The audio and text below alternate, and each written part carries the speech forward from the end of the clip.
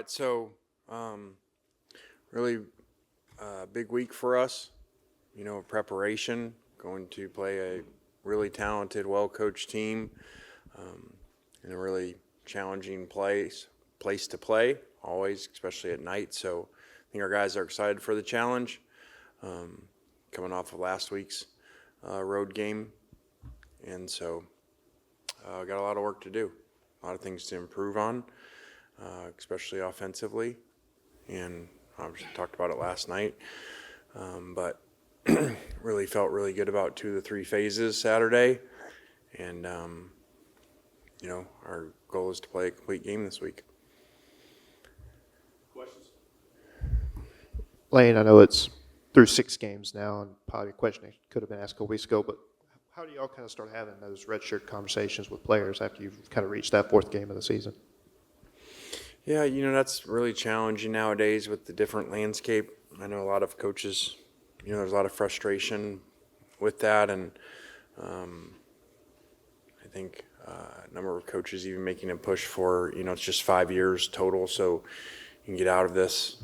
A player's playing, and then, they just decide, not to play after 4 games in the season. So there's no perfect answer.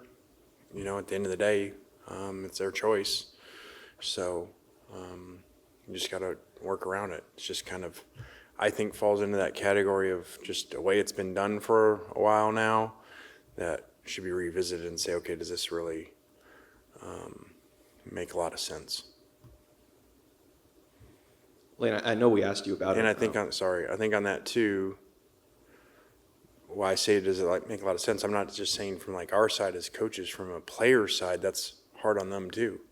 Because do I keep playing or do I get another year, especially when now you get paid, for another year of playing here or somewhere else, and so then I can not play, save myself a year of salary, a lot of times somewhere else in situations. So I think it really puts both sides in a tough situation. Sorry.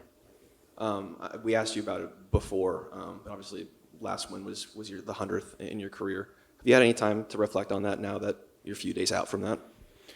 It's not that I haven't had time. I just really, I don't know that there's much that matters there to do, and that's kind of falls into more outcomes of things versus process, and just maintaining to work really hard and try to prepare our team. So there's a lot of challenges within that, especially in this conference. This is, you saw last week, this is a really deep, hard conference, and much like the NFL, and that's not like that around the country most places.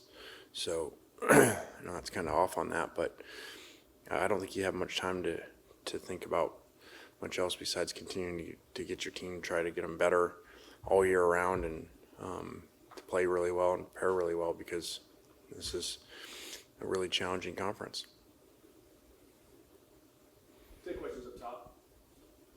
Lane, Jackson said after the South Carolina game that they had, player-led meetings and whatnot to kind of get back on track, and obviously the way they got back on track was very impressive Saturday. From kind of like a leadership standpoint, do you think that this team, how does this team's leadership at the top kind of compare to others since you've been here? Not to diminish player-led meetings, but, people have player-led meetings all around the country all the time, and then you just really don't hear much about them when they lose again. And then when they win, they're like, man, we had a player-led team meeting, so that's why we won, but so a lot of times it happens and you lose. So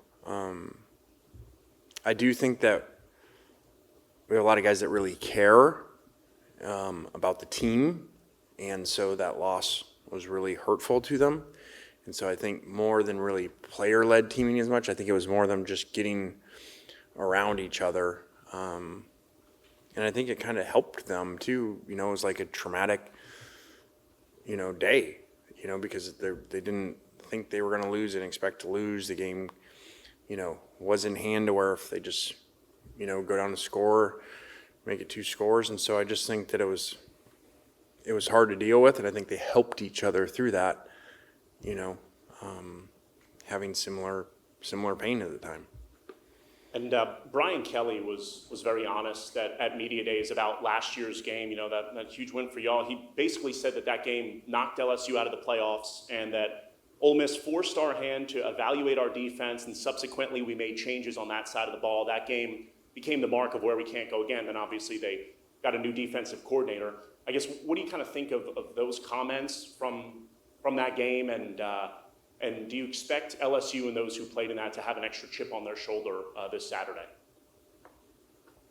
I don't know that. They got a new staff and over there, and Brian does a great job. I think he's all-time active winningest college coach, and you got to make hard changes, to be a successful head coach, and I'm sure that was challenging for him, but you got to do what's in the best interest of the team. But every year's independent, every game's independent of every other game, so I don't know that there's much relative to last year, because I think, as you see in college football, you can't even say what's relative a week ago, how somebody plays and how they play against this team, and then the next week that's going to matter, and then it doesn't matter at all. So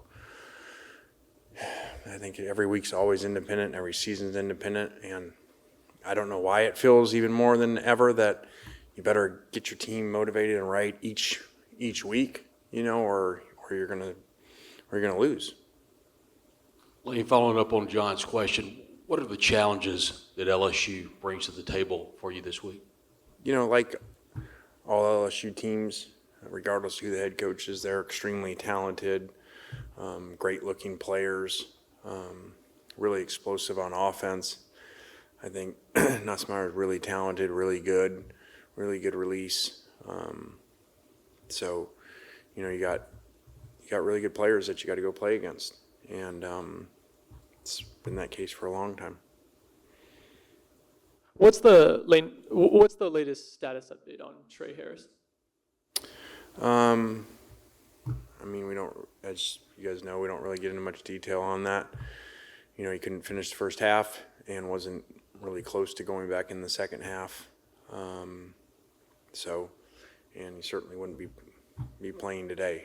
So, we got to get the other guys ready. We got to perform better than we did in the second half without him. We only had 3 points. Now, we only threw one pass in the fourth quarter. But, that makes us move people in different spots when he's out. So we're preparing to do that and preparing to play without him. Did the secondary perform better Saturday, or was South Carolina just not very good throwing the ball? No disrespect, but I think it's in the middle there, both. I think they would tell you that they missed some guys, and guy catches the third down and falls down. So, but we did play better. We made way less mistakes. We've been making all these penalty mistakes, which were critical. We had one that would have been an interception, but we had a lot less than we had been. So we did definitely play better. Coach, when you turned on the film, what is your assessment of your offensive line play this past Saturday? Up and down.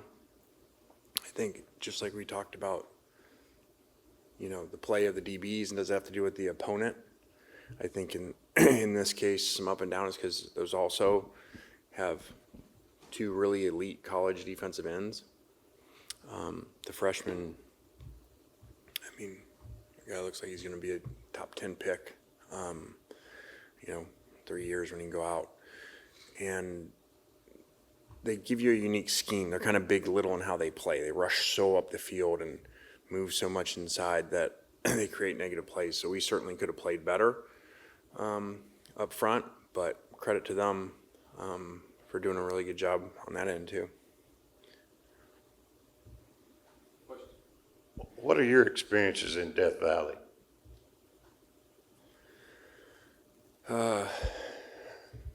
COVID, and we should have won, and we didn't. We won in Alabama down there and played sloppy, and then won in overtime with a rub route. And then we took the lead, 2 years ago, early, and actually speaking of double moves from this week, had a double move with Mingo open to extend the lead, missed that, and then kind of, didn't play well after that. And I think too that was like Jaden's coming out. I don't think people really realized how good he was, and he kind of had been hit and miss how he'd been playing coming into that game. And he throws a ball where we should pick it and we don't, and they score on it. And then after that, he kind of started taking off and becoming the elite player that he is. So those are kind of my memories. At the halfway point of the season, just what's kind of your overall assessment of the running back room or ground game, and how do you feel about the running back room this week? I think they were beat up coming into the game, both of them, and but protected well, and so we're going to continue to look at people and continue to look at that and find the best ways to win. So Terrion Perkins was named the SEC Defensive Player of the Week. He admitted last year was a little bit up and down for him, but is this the guy we're seeing now, the guy you thought you were getting when you recruited him a couple years ago? Yeah, I think it's hard as a true freshman to be an impact player, and especially when you're kind of learning a new position that, it's not like he just had this, he played running back, linebacker, now he's in this kind of hybrid, kind of like their Perkins did when he was young. So that's challenging, and I think now he's more playing one spot, and he's really productive and a really good player and an awesome kid. Up top. Obviously, you definitely don't ever want to lose a game. But do you think that sometimes a loss can be good for a team to help them refocus and reset for the rest of the season? I think in loss and games in life, like you figure out a lot about yourself and what, whether it's yourself or whether it's as a team. And so, yeah, I think they can be very defining. And they can go both ways. Again, they don't always work and go the one way. They can spiral. So, and again, you guys that have been here, like, I don't overreact, like when a game's a one-score game and say, well, man, we were really ready and the players did a great job. And then you're like, well, if they would have made the kick, you would have lost. So both ways, just like I don't in a loss, just like I don't in a win. But I do look at that game as like, yes, they react right. Yes, they learned something about themselves because they pretty much dominated the game on the road in the SEC. So that's a lot of people doing things right and the right mentality. All right, any other questions for Coach? All right, thanks, everyone. All right, thanks.